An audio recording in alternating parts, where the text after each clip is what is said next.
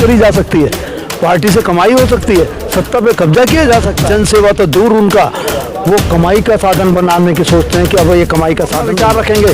उनके विचार से अगर वो मेल नहीं खाया तो आपको बाहर कर दिया जाएगा पार्टी। कहा था दान चंदा नहीं लूंगा, क्यों ले रहे हैं आप? ये बाहर से पैसा कैसे आया? वो टोपी में और इस टोपी में फ़र्क है। तो बिल्कुल क्लियर है कि वो आदमी टिक नहीं सकता जो कहेगा कुछ और करेगा कुछ। नमस्कार दोस्तों, आप देख रहे हैं भारत न्यूज और आज हम लोग खड़े हुए हैं जंतर मंतर पर। जैसा कि आप मेरे पीछे देख सकते हैं, यहाँ पर एक बैनर लगा हुआ है और लिखा गया है पार्टी लेस डेमोक्रेसी। दोस्तों, जैसा कि हिंदुस्तान में हर कोई जानता है कि आप प्रजातंत्र है और हिंदुस्तान एकमात्र ऐसा मुल्क है जहाँ पर बहुदलीय पद्धति लागू की गई है। तो जब हिंदुस्तान में बहुदलीय पद्धति लागू है और आप बात कर रहे हैं पार्टी लेस डेमोक्रेसी की, तो इसके पीछे क्या विचार है आपका? दल कभी भी बहुदलीय नहीं होता है, दल एक ही होता है। जैसे देश एक है, परिवार एक है, मगर जब वो परिवार में से बच्चे बड़े होते हैं और अलग अलग अपने घर बनाते हैं तो नए परिवार जन्म लेते हैं। तो उसी से ही हमारे दल गिने चुने थे स्वतंत्रता के टाइम में। उसके बाद तरह तरह से लोगों को ये बताया गया कि ये तो बड़ा ल्यूक्रेटिव काम है, इसमें तो बड़ा पैसा कमाया जा सकता है। लोगों को लगा ओहो पार्टी खड़ी करी जा सकती है, पार्टी से कमाई हो सकती है, सत्ता पे कब्जा किया जा सकता है। तो बहुदलीय प्रणाली बहुदलीय नहीं थी, लोगों की सोच बहुदलीय हो गई। लोगों को लगा कि तरह तरह की पार्टियां खड़ी हो जाएंगी, एक पार्टी हम भी बना लेते हैं। करीब 2000-2500 पार्टियां रजिस्टर्ड हो गई और वो भी 500-700 पार्टियां तो करीब कोरोना काल में रजिस्टर्ड हुई। तो ऐसा क्या है? लोगों को लगता है कि बड़ा ही ल्यूक्रेटिव बिजनेस है, जो जीत के जाएगा वो सत्ता पे काबिज होगा। जनसेवा तो दूर, उनका वो कमाई का साधन बनाने की सोचते हैं कि अब ये कमाई का साधन बन जाएगा। तो आप भी कुछ साल पहले एक दल के साथ जुड़े थे, आपने बहुत मेहनत करी, एक नया दल हिंदुस्तान में लोगों ने देखा और आप भी जुड़े। उसके बाद आप लेकर आए कि अब एक विदाउट पॉलिटिकल पार्टीज हम एक संगठन बनाएंगे। संगठन तो आप बना रहे हैं ना सर, लोगों को तो जोड़ ही रहे हैं। बिल्कुल बिल्कुल, संगठन में और राजनीतिक पार्टी में बड़ा फ़र्क है। संगठन तो हम सब खड़े हैं, एक संगठित प्रयास हो सकते हैं हमारे, लेकिन पार्टी बनाने का मतलब है उसमें व्हिप जारी होगा। आप संसद के अंदर होंगे तो व्हिप जारी करेंगे और संसद के बाहर होंगे तो आपको उनके अनुशासन में चलना पड़ेगा। जैसे ही आप अपना विचार रखेंगे, उनके विचार से अगर वो मेल नहीं खाया तो आपको बाहर कर दिया जाएगा पार्टी से, जैसा मेरे साथ भी हुआ। तो कहने लगे सक्सेना जी, मैंने कहा जी ऐसी बात है, ये इस तरह से होना चाहिए। आपने कहा था दान चंदा नहीं लूँगा, क्यों ले रहे हैं आप? ये बाहर से पैसा कैसे आया है ना, ये लंच डिनर कैसे हुए? तो सक्सेना जी, क्या हम ये माने कि एक पार्टी से आप जुड़े हुए थे और वहाँ आपकी बातों को नहीं सुना गया, उसलिए आपने ये अलग तरीके का प्रयास लिया? नहीं सर, ऐसा कभी नहीं होता कि आपकी बात की सुनवाई नहीं है तो आप किसी जगह को छोड़ के चल दें।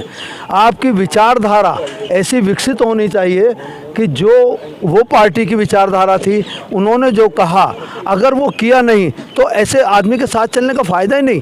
जो अपने स्टिक टू द वर्ड ना रहे तो ऐसे आदमी के साथ, ऐसी पार्टी के साथ चलने का क्या फ़ायदा? तो आज आपने जैसे कि सर पे टोपी लगाई हुई है, पहले भी एक टोपी लगाई थी, सिंबल तो वही गया ना, एक सिंबॉलिकल।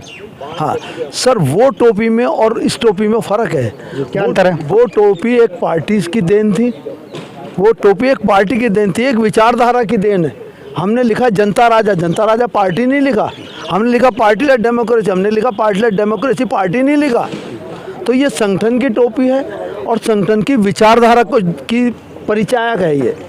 तो सर वो भी तो एक प्रचारक थी ना, अन्ना हजारे जी के आंदोलन से पनपी पार्टी, अन्ना जी की टोपी थी। अन्ना जी की टोपी को लेकर के उन्होंने अपना एक सिंबल बनाया, आपने भी एक सिंबल बना लिया।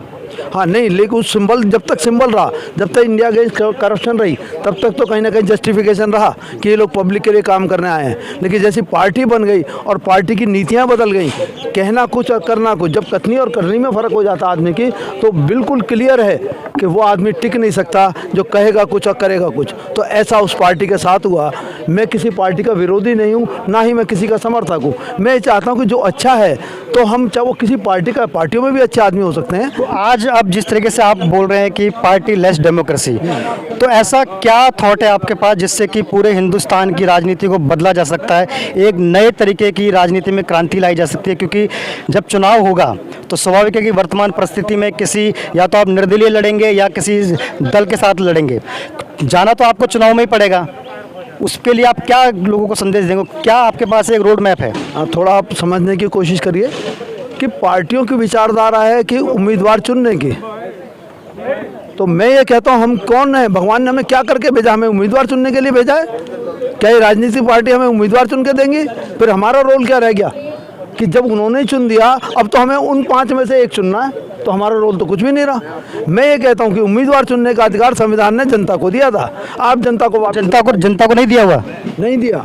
सिलेक्शन पार्टियां करती है, इलेक्शन जनता करती है। जैसे जैसे एक सेकंड सर, आप जब वोट डालने जाते हैं, चुनाव आयोग ने एक बदलाव किया कि नोटा का भी आपके पास एक प्रावधान है। अगर आप 4 कैंडिडेट है, चारों में से आप किसी को पसंद नहीं करते, आप नोटा वोट डाल सकते हैं, और अगर नोटा पे परसेंटेज से वोट पड़ता है तो दोबारा से चुनाव होंगे, नए कैंडिडेट देने पड़ेंगे पार्टी को। क्या आप ये चाहते हैं कि ये देश की जनता, ये देश चुनावों में घिरा रहे? हम हर बार नोटा डालते रहे और वो ऐसे ही उम्मीदवार खड़े करते रहे, जनता से पूछ के उम्मीदवार ना हो? हम इसकी जगह राजनीतिक पार्टियों को इतना महत्व क्यों दे रहे हैं? हम जनता को महत्व क्यों नहीं? अपनी सोच में हम 80 डिग्री का बदलाव क्यों नहीं करते? जैसे ही हम पार्टियों की तरफ देखते हैं तो जनता की तरफ पीठ हो जाती है। हम जनता की तरफ देखें, पार्टियों की तरफ पीठ होनी चाहिए हमारी।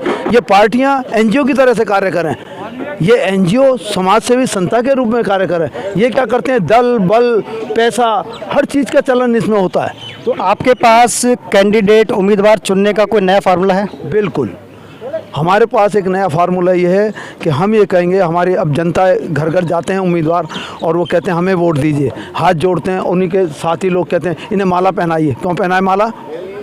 इन्हें क्यों चुने हम, है ना? हम उनसे कहेंगे ठीक है, अगर आप बढ़िया हैं तो आप बताइए, हमारे परफॉर्मेंस में लिखा है आपने क्या जनसेवा करी है, जनता आपको वोट क्यों दे, आप में ऐसी काबिलियत है कि क्या काबिलियत है कि औरों को वोट ना दें और आपको जिताया जाए? ये तो चुने हुए कैंडिडेट जब आपके पास आएंगे, जनता के पास जाएंगे, आप उनके सामने प्रस्ताव रख सकते हैं, चुने कैसे?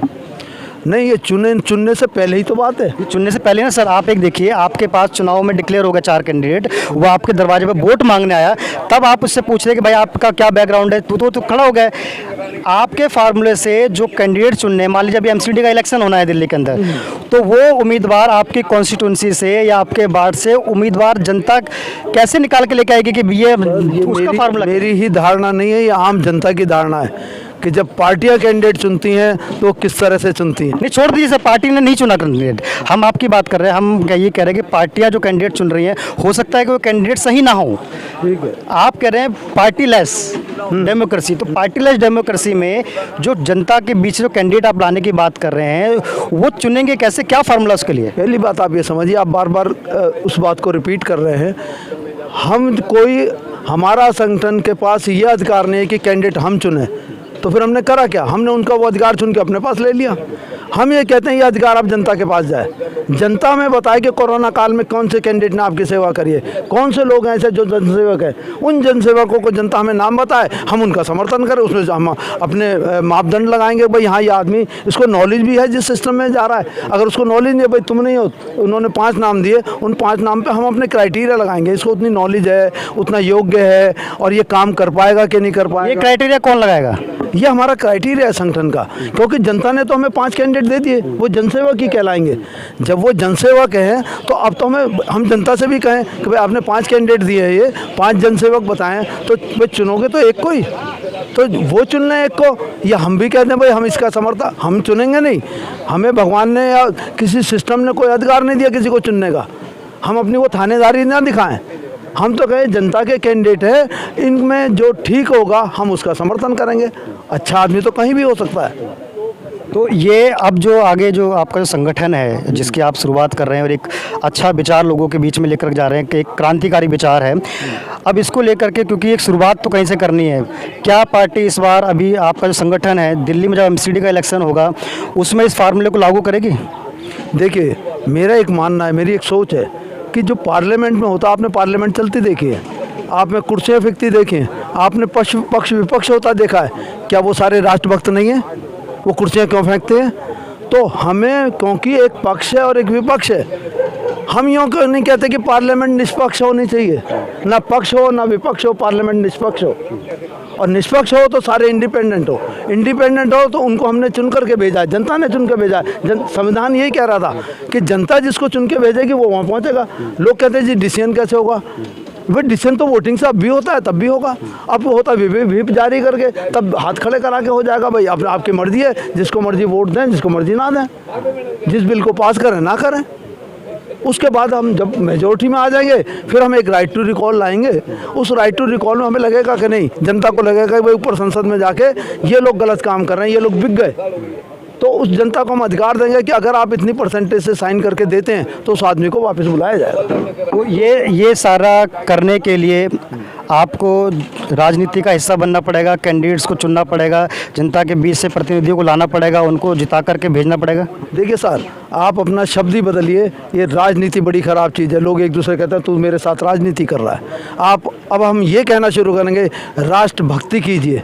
कोई हमसे कह दे, मैं इनसे कहता हूँ आप राष्ट्रभक्ति करें, तो क्या ये बुरा लगेगा इनको? और मैं कहूँ आप मेरे साथ राजनीति क्यों कर रहे हैं, तो वो शब्द का सेंस ही बदल जाता है, ठीक है ना। तो हम उसकी विचारधारा, उसकी भावना, उसकी सोच सब बदलने जा रहे हैं कि अब पक्ष विपक्ष नहीं, हमारे निर्णय निष्पक्ष होंगे, राजनेता नहीं जनसेवक होंगे, जनता दबी कुचली पीड़ित शोषित नहीं, अब जनता को राजा जैसा एहसास होगा जब अच्छे उम्मीदवार चुन करके जनसेवक उम्मीदवार जाएंगे, जिन्होंने पहले ही निस्वार्थ जनसेवा करी, कोरोना काल में करी और समय समय पर करता है। बहुत से लोग हैं जो एक्सीडेंट होता है देखते हैं और अपनी गाड़ी लेते हैं और एकदम हॉस्पिटल में ले जाते हैं, तो उसका अधिकार नहीं है। जो आदमी इस तरह की जनसेवा कर रहा है, हमारे सामने भाई साहब खड़े, पता नहीं कितनी तरह की जनसेवा करते हैं, तो इनका अधिकार है। फिर जनता इनको कहेगी कि हाँ जी, जनता इन्हें कैसे जानती है, जनता इनकी जनसेवा के आधार पर जानेगी, ना कि कितने बड़े बड़े बोर्ड लगाएं इसके आधार पर जानेगी।